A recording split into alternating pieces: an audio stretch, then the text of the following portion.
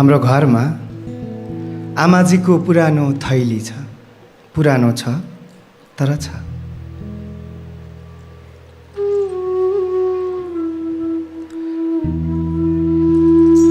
थैलीभित्र photo एल्बमबाट काटेर राखेको बुवाको श्यामश्वेत तस्बिर छ।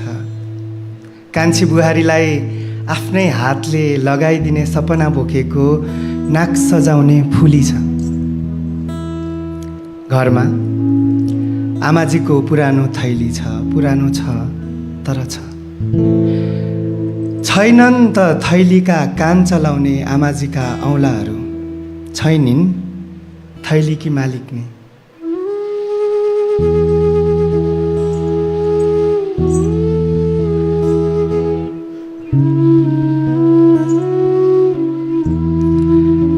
थैलीकी मालिकनीसँगै थैली हुँदा थैलीभित्र हुन्थे माया प्रीतिका कुरा गर्ने ल्वाङ सुकुमेल, जसको बास्नाले थैली मगमगाउँथ्यो, जसको बासले थैली भरि भराउँथ्यो। थैलीभित्र हुन्थे मेरो भोग किन्ने खुद्रा पैसा, मेरो सब थोक किन्ने खुद्रा पैसा। आमाजीले दिएको 1 रुपैयाँले काजे मामाको पसलबाट किन्न पुग्थ्यो 4वटा सुन्तला मिठाई। मेरो देब्रे हातमा सुन्तला मिठाई हुन्थे अनि मेरो दाहिने हातका औँलाहरूमा 1 रुपैयाँले छोडेर गएको ल्वाङ सुकुमेलको बास्ना हुन्थ्यो। बासना हुन्थे, बासना हुन्थे, छुन जाऊ छोडी बसना हुन्थ्यो। छैनन् त अन्तिम विदाईमा 1 रुपैयाँले मेरो औँलाभरि छोडेर जाने ल्वाङ सुकुमेलको बास्नाहरू। तर घरमा आमाजीको पुरानो थैली छ। पुरानो छ तर छ। फुसको घरमा भुसको आगोमा मकै भुट्ने हाँडीमा आफ्नो उमेर भुटिरहेकी मेरी आमाजीले थैलीभित्रको बुवाको श्यामश्वेत तस्बिर हेर्दै मलाई कथा सुनाउँथिन्। आफ्नो रङ्गको कथा, बुवासँगको कथा।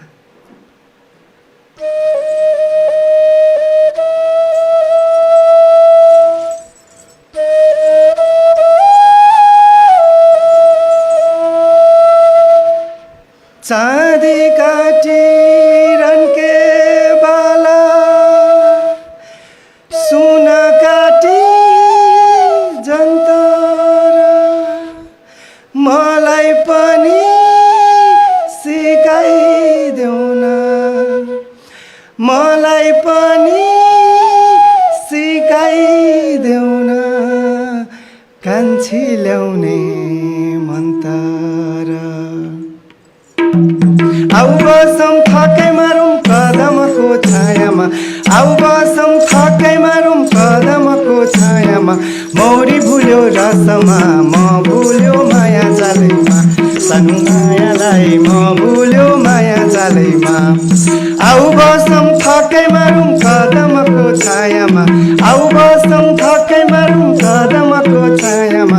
मौरी भुल्यो रसमा, म भुल्यो माया जालैमा, सानो मायालाई म भुल्यो माया जालैमा, सानो मायालाई म भुल्यो माया जालैमा, सानो मायालाई म भुल्यो माया जालैमा।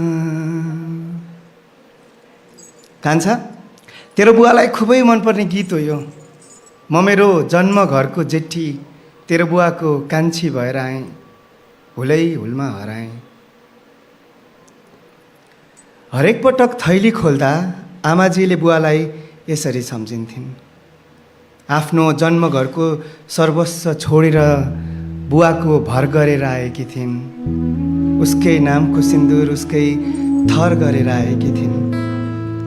जवानीमा कम्ता राम्रो थियो तेरो बा, सिरुपाते जुङ्गा, बदामे आँखा, अलिअलि घुम्रिएको कपाल, कसिलो जिउ, उर्दूका गजलका हरफहरू जस्तै कुरानका कलमाहरू जस्तै थिए तेरो बुवाको बोली।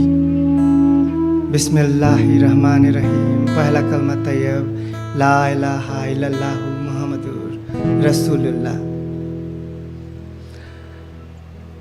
रत परे म तेरो बुवाको माया जालमा।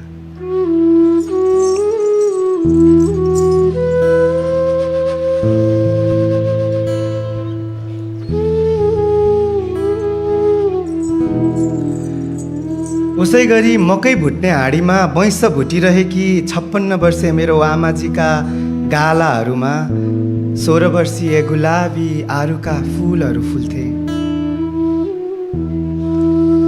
छैनन् त मकैसँगै आफ्नो बैंस र दुःख भुट्दै मलाई कथा सुनाउने आमाजीका ओठहरू। छैनन् त उसै आरुका फुल फुल्ने आमाजीका गालाहरू।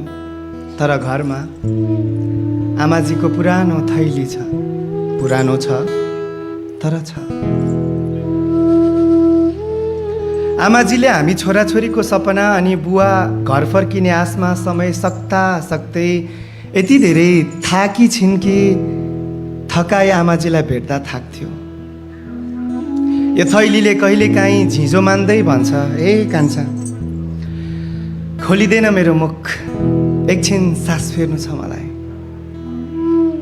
जब जब म थैलीको कान तान्दै उसको मुख खोल्छु, आमाजी म तिमीलाई सम्झन्छु। म तिमीलाई यसरी सम्झन्छु जसरी कसैले भगवान पुज्नु छ भन्दा म तिमीलाई सम्झन्छु। म तिमीलाई चाहेर सम्झन्छु, नचाहेर सम्झन्छु। म तिमीलाई दुःखमा सम्झन्छु, सुखमा सम्झन्छु। म तिमीलाई यसरी सम्झन्छु जसरी सम्झन्छ गुडमा भोकै बसेका बचेराले माउलाई। जसरी सम्झन्छ भरियाको पैतालाले भारी बोकेपछि हिजो भर्खर चुडिएको उसको चप्पल। जसरी सम्झन्छ जुनकिरीले हराएको उसको उज्यालो। जसरी सम्झन्छ दुबोले घाम लागेपछि आफूलाई टेकेको शीत।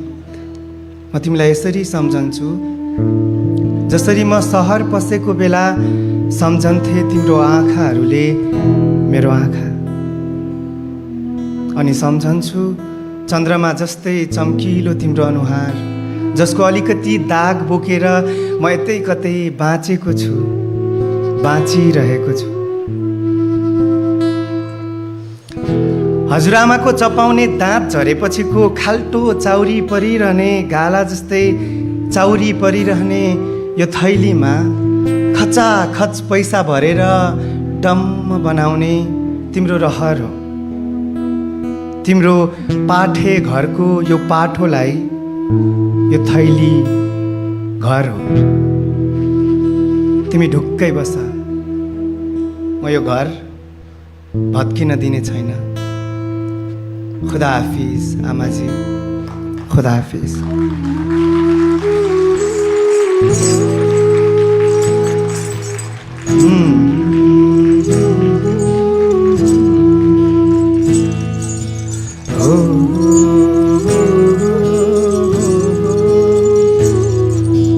Oh